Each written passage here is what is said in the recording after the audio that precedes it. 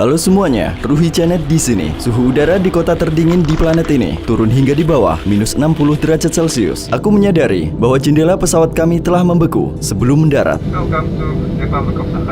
Hari ini suhu udaranya minus 55 derajat Celcius. Aku akan melakukan 8 eksperimen dalam cuaca yang sangat dingin ini secara subjektif. Bisakah cairan telur menopang cangkangnya? Atau bisakah mie menahan garpu di udara? Kami membuat alat sederhana untuk membantu memegang garpu karena kami tidak bisa memegangnya dengan tangan. Karena tangan kami gemetar kedinginan. Orang tidak bisa memakai kacamata bingkai logam di sini karena logam dapat menempel pada kulit mereka dan ketika mereka ingin melepasnya, daging mereka bisa ikut terlepas. Ini adalah potongan daging yang nampak seperti daging manusia. Aku mengenakan sarung tangan lapis 2 dan aku melepas sarung tangan yang lebih besar karena aku ingin menggunakan jariku dan sarung tangan ini sudah mulai membeku. Tanganku terasa sangat dingin sekarang.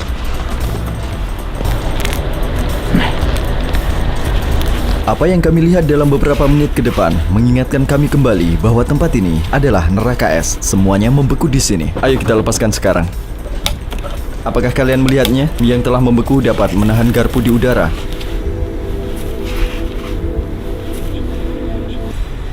Lihat itu.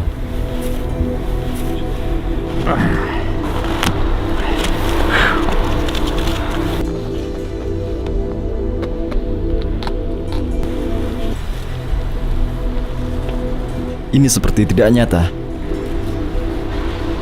Coba bayangkan, kalian melepas kacamata kalian setelah melakukan rutinitas harian dan bingkai logam kacamata kalian mengelupas kulit kalian pada titik yang sangat vital di mana terdapat banyak pembuluh darah.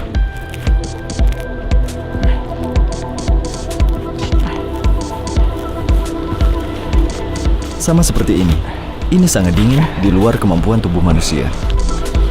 Es di trotoar harus dipecahkan dan dibersihkan setiap jam.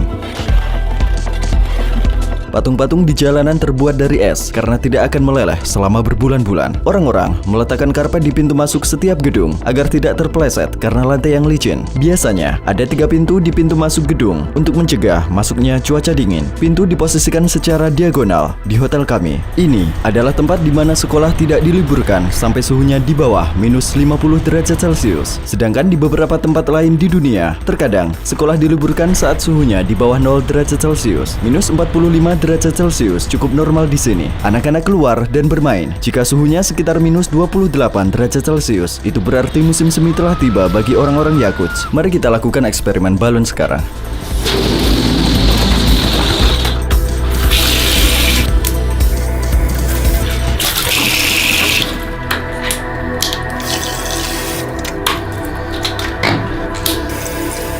Bagaimana kalau kita membukukannya dan bermain bowling dengan balon ini nanti?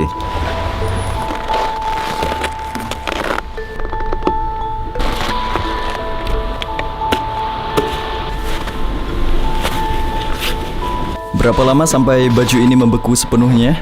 Kita lihat saja. Karena bajuku basah, sarung tanganku juga ikut basah dan hampir membeku sepenuhnya. Jari-jariku sakit karena kedinginan. Aku kira aku akan lebih baik tidak memakainya, tetapi tidak memakai sarung tangan adalah ide yang buruk. Tangan yang tidak memakai sarung tangan mulai terasa sangat sakit hanya dalam waktu 20 detik. Jangan remehkan rasa sakitnya. Jika aku membiarkan tanganku di luar selama 20 menit, aku akan benar-benar kehilangannya. Ini disebut radang dingin. Telingaku bengkak saat dibiarkan di luar hanya selama 3 menit di video sebelumnya. Bulu mataku mulai membeku.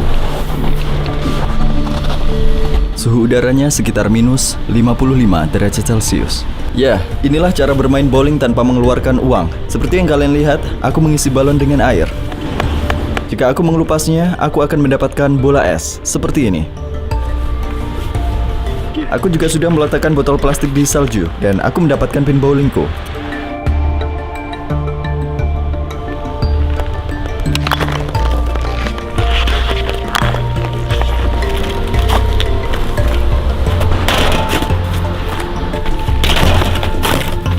Kalian lihat guys.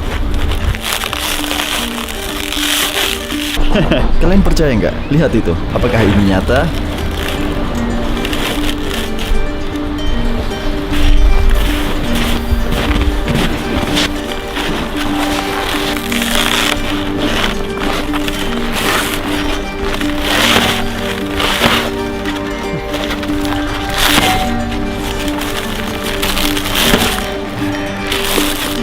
Lihatlah lubang tempat di mana aku memukul.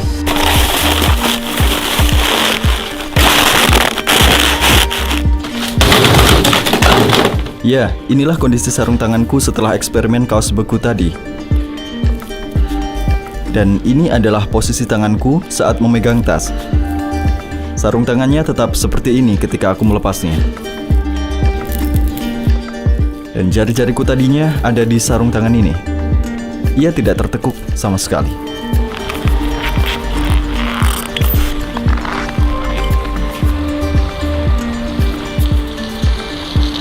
Ia membeku.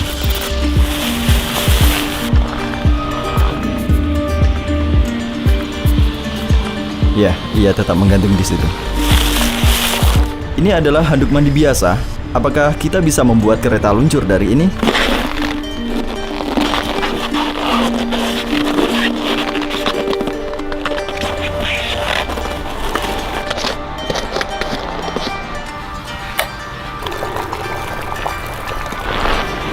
Lihat, ini adalah air mendidih.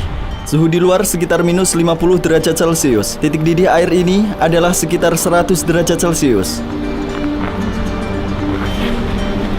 Seperti yang kalian lihat, ini langsung berubah menjadi kristal es. Cuaca di sini sedingin itu, dan seperti itulah rasanya bagian tubuh kita yang tidak tertutup dalam waktu singkat. Jika tidak cukup berpengalaman, kalian bisa kehilangan anggota tubuh kalian di sini. Bahkan jika kalian merasa bahwa kalian sudah berhati-hati. Berjalan dari satu tempat ke tempat lain hampir tidak mungkin dilakukan di sini. Jika dibutuhkan waktu 20 menit berjalan kaki untuk sampai ke tempat tujuan kalian, kalian akan membutuhkan hampir 1 jam untuk sampai ke sana karena kalian harus menghangatkan diri kalian setiap sekitar 5 menit. Orang-orang di sini biasanya masuk ke bank atau supermarket sambil berjalan-jalan, beristirahat lalu melanjutkan perjalanan. Kereta luncur kita sudah siap.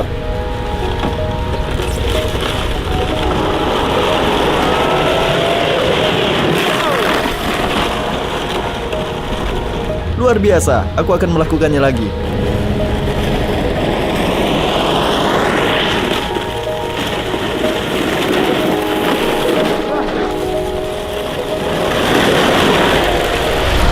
Aku meninggalkan pisang sebentar dan aku rasa pisang itu sudah menjadi keras seperti palu. Orang-orang di sini bahkan dapat menggunakan buah-buahan beku sebagai palu jika mereka memerlukannya. Dan ini buktinya.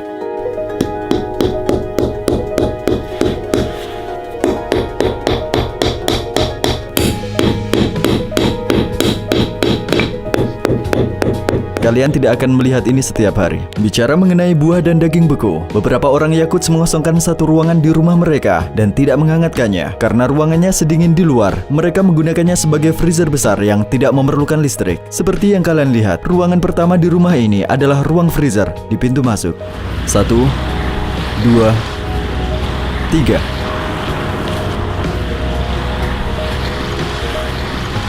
Tas kami basah saat melakukan eksperimen air dan hanya butuh 2 menit dan sudah membeku. Lihat, hanya beberapa tetes air yang menetes di atasnya tadi. Aku akan membawanya seperti ini.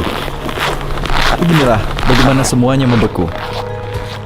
Jadi, Yakuts adalah ibu kota Republik Sakha. Jumlah penduduk di kota ini sekitar 300.000 jiwa. Di seluruh daerah otonom ini, jumlahnya sekitar 1 juta jiwa. Tetapi hanya sekitar 2.000 orang asing yang datang ke sini setiap tahunnya. Dan mereka biasanya datang untuk berbisnis. Bisnis biasanya meliputi sumber daya gas alam dan tambang berlian di wilayah tersebut. Salah satu pertanyaan yang paling sering diajukan adalah bagaimana rasanya berada di sini di musim panas. Suhu rata-rata harian di bulan Juni, Juli, Agustus masing-masing adalah 16, 19, dan 15 derajat Celcius. Siang harinya berkurang menjadi 5 jam di musim dingin, sedangkan matahari tidak terbenam sekitar 20 jam di bulan Juni. Ketebalan es di bawah sepatuku sekitar 30 meter, dan lapisan es di bawah kota ini tidak meleleh bahkan di musim panas. Bahkan saat suhunya di atas 21 derajat Celcius. Ini disebut permafrost, yang merupakan singkatan dari permanent frost atau es permanen. 2 episode sebelumnya adalah serial dokumenter mengenai Yakuts. Melalui semua seri dokumenter ini, kita dapat mengetahui lebih banyak tentang kehidupan sehari-hari yang luar biasa di suhu minus 55 derajat Celcius, orang-orang Yakuts yang misterius, dan budaya mereka yang mengejutkan. Kalian harus menonton episode pertama dan kedua dari serial dokumenter ini. Tautannya ada di deskripsi. Video berikutnya di kanal ini juga berisi video pribadi mengenai Yakuts seperti video ini. Kami akan mencoba berjalan selama 1 jam pada suhu minus 55